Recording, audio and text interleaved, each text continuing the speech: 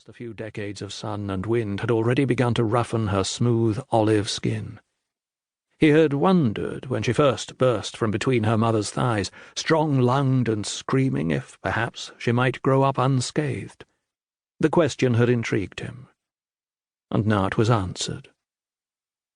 "It touches you gently," he pointed out, "but its grip will grow stronger." "And so you have to do this?" she exploded, jerking her head desperately toward the freshly turned earthen ditch. "This is what it comes to?" Tanis shook his head. "It was not my decision. The council voted." "Why? Why do you hate us?" "Hate," he replied. "That is your word, child, not ours." "It's not just a word. It describes a feeling, a real thing, a truth about the world." Tanis nodded. He had heard such arguments before. Hate, courage, fear. Those who thought the rot an affliction merely of the flesh understood nothing. It corroded the mind as well, rusting the very foundations of thought and reason. "I grew from your seed," Faith continued, as though that followed logically from what came before. "You fed me when I was small." "That is the way of many creatures. Wolves, eagles, horses. When they are young, dependent, all must rely on their progenitors." "Wolves, eagles, and horses protect their children," she protested, weeping openly now, clawing at the backs of his legs. "I've seen it. They guard and tend, feed and nurture. They raise their young." She reached a trembling, imploring hand toward her father's face. "Why will you not raise us?" "Wolves," Tanis replied, brushing away his daughter's hand, "raise their young to be wolves. Eagles, eagles. You," he continued, frowning once more, "we have raised you, but you are broken, polluted, compromised.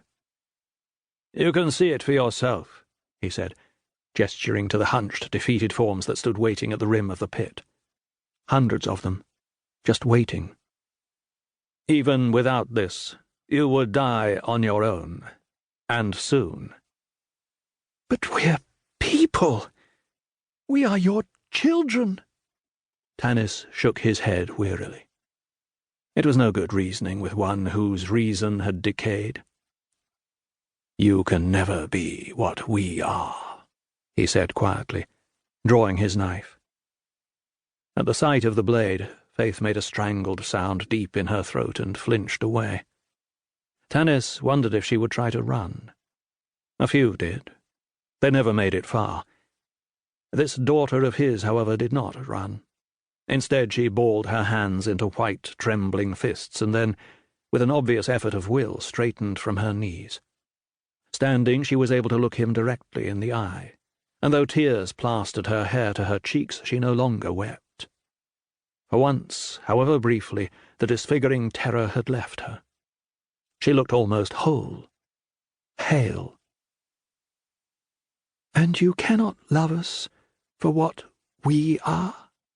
she asked, words slow, steady for the first time.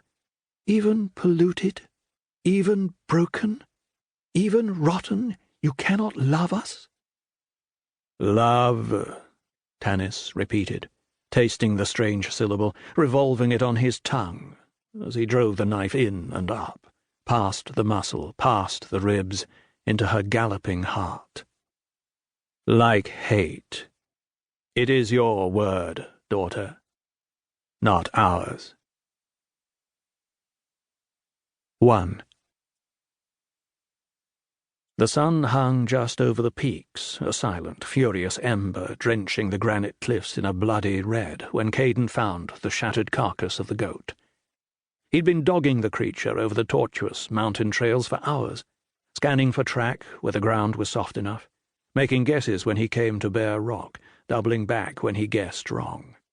It was slow work and tedious, the kind of task the older monks delighted in assigning to